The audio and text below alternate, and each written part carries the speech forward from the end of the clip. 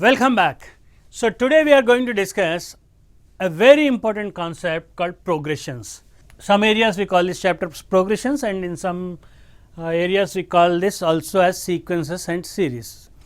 So, whether we call it sequence and series or progressions, it is one and the same. Here the idea will be that you have a term sequence, then you have a term series, both of them are related, and there is another term progression. So, let us initially make ourselves comfortable with these three terms. Let us say I have a simple set of natural numbers 1, 2, 3 so on written in order. So, in this these are collection of numbers. What is the first number in this? 1. What is second number in this? 2. What is third number in this? 3. So, there is also a positional significance here, right. 1 you are seeing it as first number, 2 you are seeing it as second number, 3 you are seeing it as third number. If I ask you what will be the fourth number, what will be your answer? 4, right. And what will be the fifth number? 5. So, by giving some numbers you are able to identify what will be the next coming number, what will be the next coming number, and slowly you will also be able to generalize this. Let us see, first number is what? 1, second number will be what? 2, third number is what? 3, fourth number 4. So, nth number what will it be? N. Nth number will be n. So, this is nothing but a sequence. A sequence can be anything. Now, look at another sequence 1 square, 2 square, 3 square, 4 square. What is the first term here? 1 square, second term 2 square, third term 3 square, fourth term 4 square. Nth term what will it be? N square. 100th term what will it be? 100 square. 200th term what will it be? 200 square. 10,000th term what will it be? 10,000 square. So, given any term you will be able to tell what will be the term number. So, general term you usually denote it by an or tn. Term tn, or people also denote it by an. So, this is a sequence. So, collection of all such numbers an. It is called collection of all such numbers an. It is put in these two flower brackets. So, sequence, how is it denoted? A sequence is denoted usually by flower bracket an or flower bracket tn, and after defining this sequence the definition an is given to you.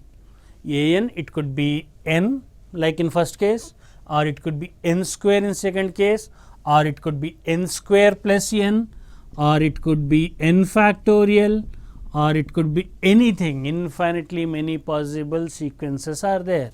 So, how do you write a sequence? You write a set of numbers which follow certain pattern. It may or may not be essential that they follow a pattern, and you try to give a general pattern whenever they are following a pattern, or you give all a set of numbers whenever they are not following a pattern. That is how a sequence is defined to you.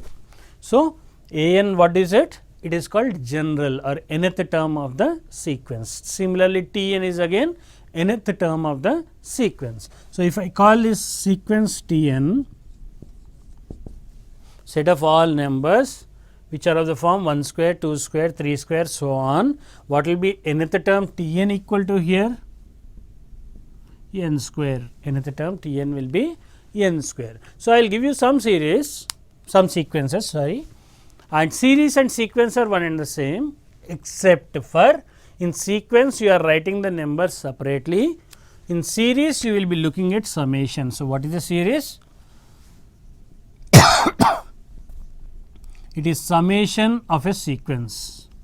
What is a series? It is a summation of a sequence. If you add all these numbers 1 plus 2 plus 3 plus 4 plus so on up to n, we call that a series. If you are not adding them, but simply writing them separating by a comma, you call it a sequence. So, series is simply a summation of sequence. Progression and sequence will again be one and the same, except for small difference. I will discuss that to you when I discuss arithmetic, geometric and harmonic progression. So, for now what is a sequence? A sequence is any collection of numbers which may or may not follow a pattern. when you follows a pattern, you generally give it by giving the general term. If it is not following a pattern, you have to give the entire collection of numbers. That's it. So, let me give you a sequence. Now, you have to guess for me what is the general term. Writing general term is very important. Remember, writing general term is very important. Once you are able to write the general term, the question is half done in this chapter. So, I am giving you a sequence. First number is 1 into 2, second number is 2 into 3, third number is 3 into 4, fourth number is 4 into 5, so on. What is the sequence? How many numbers are visible here? First number is 1 into 2, second number 2 into 3, third number 3 into 4, fourth number 4 into 5. I want you to write the general term of this sequence. What will be the nth term? So, whenever you have to write nth term, you focus on first term, then second term, then third term. See what is the pattern which is being followed. So, first term what is it? 1 into some number, right? In second term what is it? 2 into some number. In third term what is it? 3 into some number. In fourth term what is it? 4 into some number. So, what will it be in nth term? It will be n into some number, right? First term is written by T1, T subscript. It is written below T1. Second term, it is denoted by T2, T subscript 2. Third term is denoted by T3, T subscript 3. Fourth term is denoted by T subscript 4. So, general term is Tn, nth term is denoted by what? Tn. It will be T subscript n. Okay. So, first term you had 1, second term you had 2, 3, third term you had 3, fourth term you have 4. So, nth term you will have n into what? In first term you had 2, second term you had 3, third term you had 4, fourth term you had 5. So, 1 more than the term number. So, nth term what will it be? N plus 1. So, nth term will be Tn into, Tn will be what? N into n plus 1. So, is it clear how to write the general term? Let us look at one more example. I have a sequence 1 into 2 into 3, 2 into 3 into 4, 3 into 4 into 5, 4 into 5 into 6, so on. So, what is the target here? To write the general term. To write the general term. General term is how much? So, how will you write the general term? Observe first term, observe second term, observe third term, observe fourth term, observe what is the pattern which is being followed and generalize that to write the nth term. In first term what do you see? 1 into something. In second term what do you see? 2 into something, 3 into something in third term, 4 into something in fourth term. So, in n into something in nth term. So, nth term will be what? N into what? 1 more than 1, 1 more than 2, 4 is 1 more than 3, 5 is 1 more than 4. So, this will be 1 more than n into n plus 1. Next number 1, 2, 3, 2, 3, 4, 3, 4, 5. So, it will be n plus 1 into n plus 2, right. So, your general term will be what? N into n plus 1 into n plus 2. Let us try one more.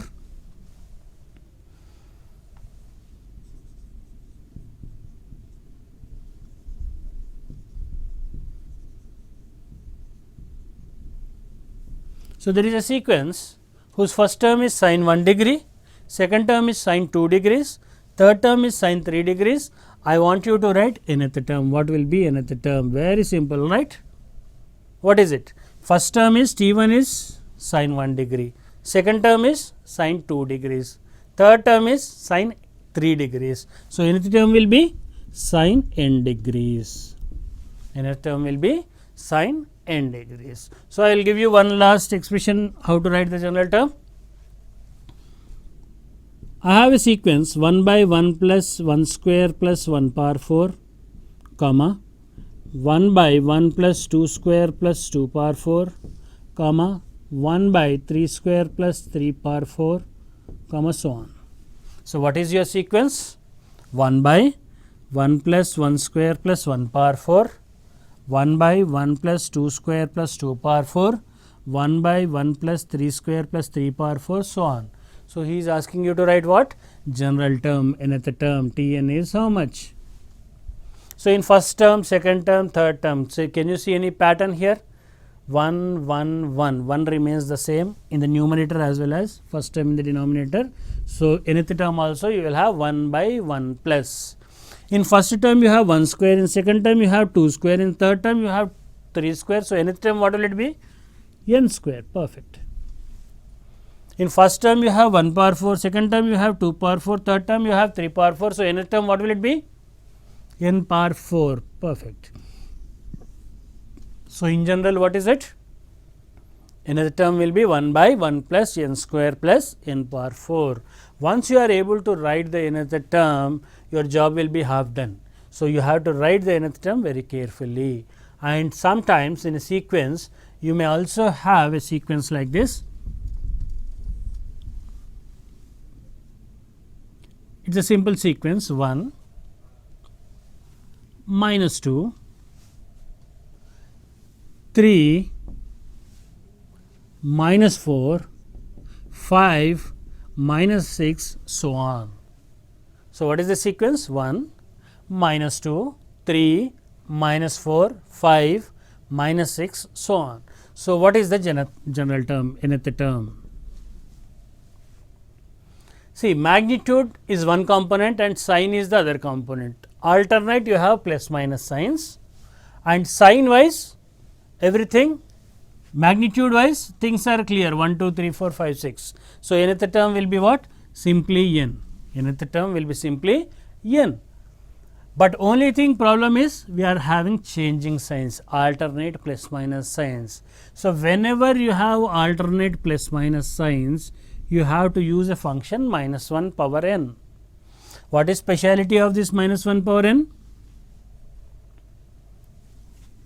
Minus 1 power 1 will be minus 1, minus 1 power 2 will be plus 1, minus 1 square, minus 1 power 3 will again be minus 1, minus 1 power 4 will be plus 1. So, this will give you alternate plus minus signs. So, whenever you come across this expression very regularly, minus 1 power n, minus 1 power n, what does it signify? It will signify alternate sign changes, alternate plus minus signs. So, whenever you want to write alternate plus minus signs, or whenever you see alternate plus minus signs, you have to make use of this minus 1 power n. So, minus 1 power, what should be here? N, let us assume n, then what will be first term? It will be minus 1, right? Put n equal to 1, minus 1 power 1 is minus 1 into 1 minus 1. What will be second term? T2 minus 1 square is plus 1, 2, right? You are getting minus 1, 2, minus 3, 4, so on. But what I want? 1 minus 2, 3 minus 4, so on, minus of this one. So, I will have to include one more minus 1. Put one more minus 1, minus of minus 1 power n, what will it be? You can write it as minus 1 power n plus 1, minus 1 power n plus 1. So, what will be nth term here? T n will be equal to minus 1 power n plus 1 multiplied by n. Is it clear how we got minus 1 power n plus 1? Whenever you need alternate plus minus signs, you use one of these functions, minus 1 power n or minus 1 power n plus 1. It will give you alternate plus minus signs. If you want the series to start with plus sign, this is the one. If you want the series to start with a minus sign, this is the one. So, here the series is starting with plus sign. So, this is the one for you, minus 1 power n plus 1 multiplied by n. Very important whenever you are solving questions. Okay. So, this is how we write summation of a general term of a sequence. Whenever we are looking at some series, you write the general term. So, series is what? We discussed it as summation of a sequence. Summation of a sequence. Sequence, how we discussed, we write a sequence, we write the general term and then we define the general term. Definition of general term could be anything. We arrived at many general terms. We arrived at 1 by 1 plus n plus n power 4. We arrived at minus 1 power n plus 1 into n. We have infinitely many sequences. It could be any one of them. And What is a series? It is summation of a sequence. It is summation of a sequence. So, how do you write a series? Let us see. You write a series as sum of general term, let it be rth term, let it be AR of a sequence, let the rth term be AR, R ranging from 1 to n, R ranging from 1 to n. This is how you write a series. This is how you write a series. Now, what do I mean by this sigma? Sigma in Greek is similar to our S in English.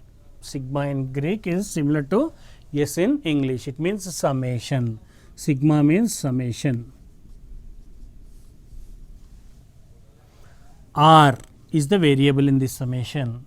Will range from lower limit is 1, upper limit is n.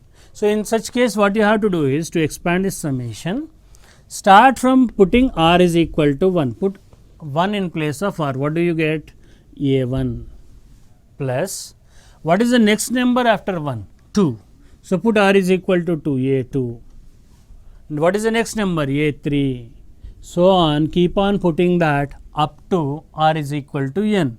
So, this will be your maximum limit. You have to start from R equal to 1, increment, natural increment is 1, 1 number you keep on increasing, and n, and after you get this maximum limit. So, I have to end it at an. So, this is called sum of first n terms of a sequence. What is it called? Sum of first n terms of a sequence whose general term is AR, whose general term is AR, and how is it denoted as? Sigma R equal to 1 to n AR. Okay. So, let me see if you can write this notation. I will give you a sequence. A sequence is denoted by AR, whose general term is AR, and AR is given by 1 by R square plus 1. What is AR given by? 1 by R square plus 1. So, what is he asking you? Summation of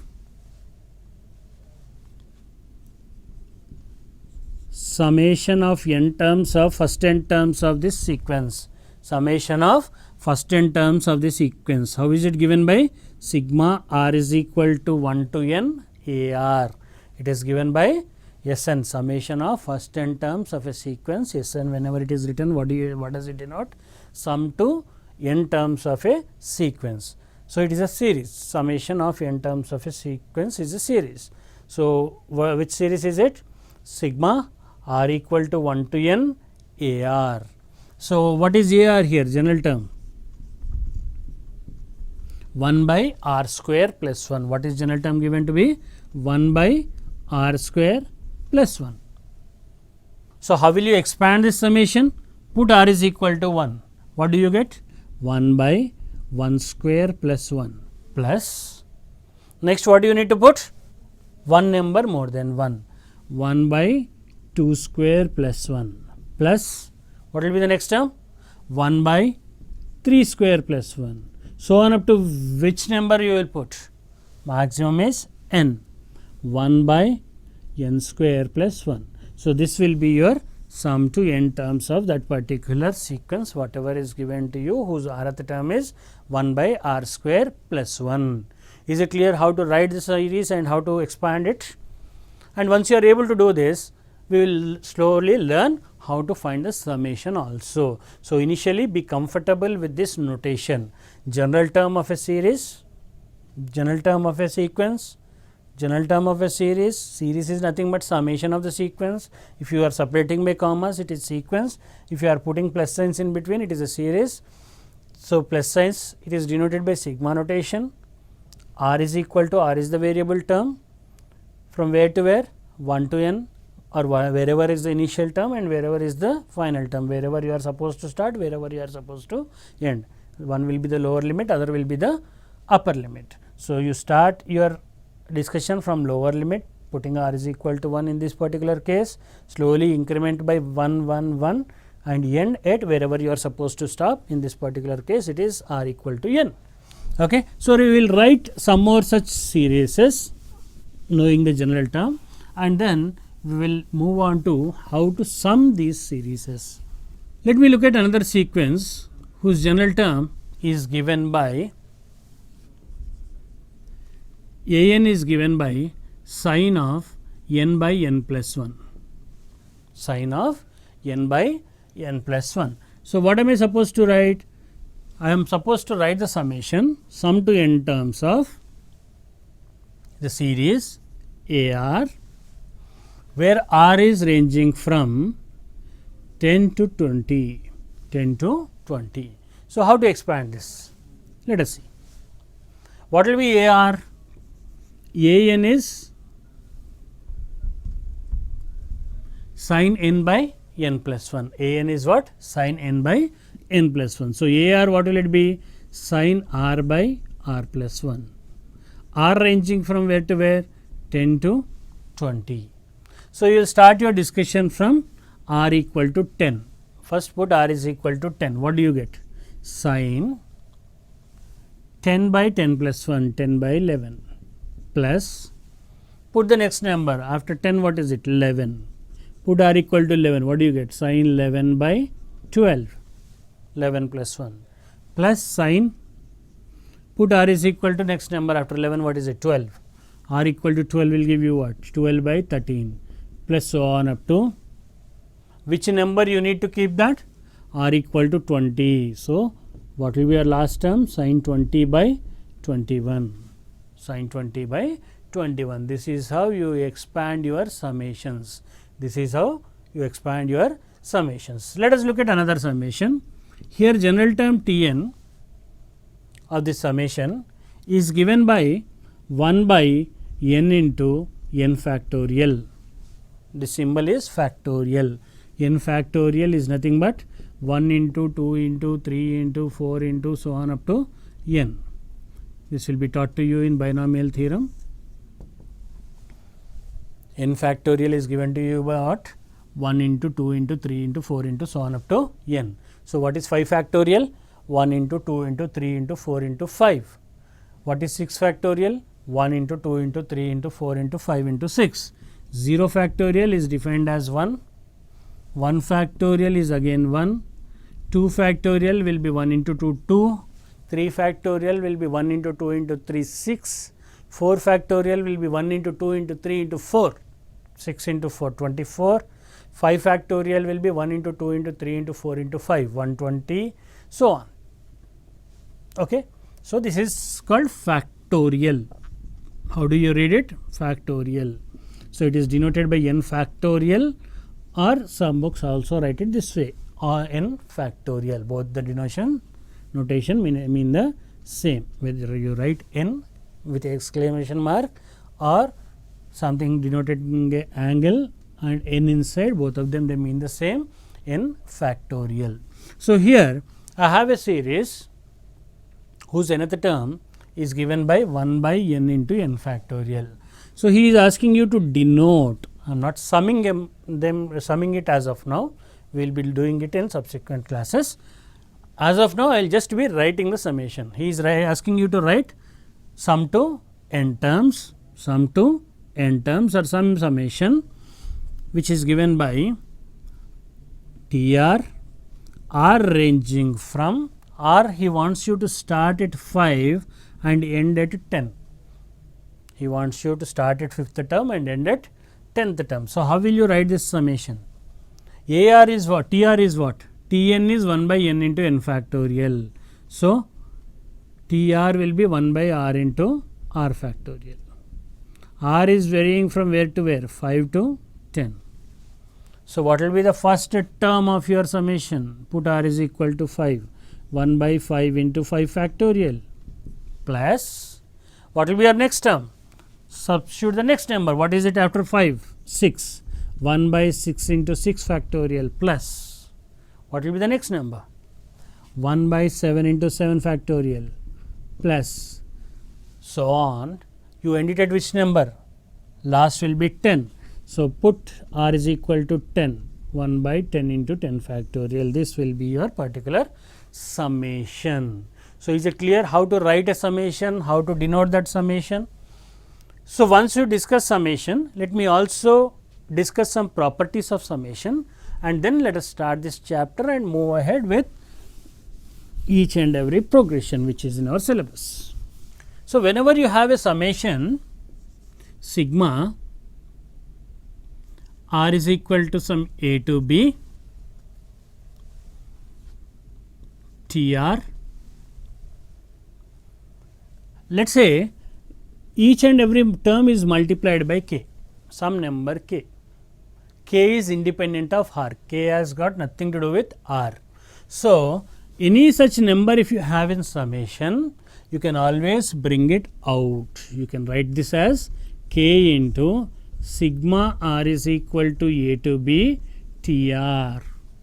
You can read as what? K into sigma r is equal to a to b TR. So, any constant in the summation in multiplication, you can bring it out of the summation. This is your first property. Second property, whenever the limits are same, you can sum two summations, or in the summation if you have TR plus T dash R, some function of r and some other function of r, I can split this into two summations if I need it to be. I can write it as sigma r is equal to a to b TR plus sigma r is equal to a to b T dash r. So, whenever inside a summation I have a sum, I can split it into two separate summations, limit being the same, and whenever limits are same, I can club two summations into one. So, whichever is useful to you, whichever you think is necessary, you can happily either you can split a single summation into two different summations, or whenever the limits are same, you can merge two summations into one. So, this is again very important property to you. Third and the most important property will again be sigma r is equal to a to b some TR will be same as sigma r is equal to a to b T of r, you replace it by a plus b minus r, a plus b minus r, or you simply replace it by a plus b minus r, summation will not change. I will tell you the importance of this property and what is the meaning of this property when we discuss our first progression, which is arithmetic progression. So, while discussing the proof of summation of an arithmetic progression, I will do it in 2-3 ways, in which I will also do it using this particular method. While doing that, I will tell you what is this, what does this mean, what is the meaning of a plus b minus r, replacing it by r, and also why these two are one and the same. Okay. So, these are the three main important properties of summation. So, in the due course we will also discuss many other properties of summation. So, as of now these three are sufficient for us to complete this particular discussion. So, let me look at some standard summations. Elementary, before we move to arithmetic progression and other progressions, let me write some standard summations. So, first summation is sigma r is equal to 1 to n 1. What does this mean? The general term is 1, constant 1 1 1. So, every term will be 1. So, how many ones do you had here? 1 plus 1 plus 1, so on up to 1. This will be how many? N such ones. Summation will be n. So, sigma r is equal to 1 to n is n to n, 1 to n 1 is n. So, next sigma r is equal to 1 to n r, this will be n into n plus 1 by 2. Sigma r equal to 1 to n r square will be r into r plus 1 into n plus 1 into 2n plus 1 divided by 6, and sigma r is equal to 1 to n r cube will be n square into n plus 1 whole square divided by 4. So, these are 4 standard very important summations which you have to know them by heart, and in the next class I will prove you some of them and I will tell you how to use these proofs in various other questions, and after this we will also move to first progression, which is arithmetic progression. So, For today, understand what is summation, how you represent a sequence, and how you write these 4 elementary summations. What do you mean by sigma 1? 1 plus 1 plus 1 so on up to n times, which is n. Sigma r equal to 1 to n r is n into n plus 1 by 2. Sigma r equal to 1 to n r square is n into n plus 1 into 2n plus 1 by 6. Sigma r equal to 1 to n r cube is n square into n plus 1 whole square by 4. Note down, you have to remember them and we will prove them in next class.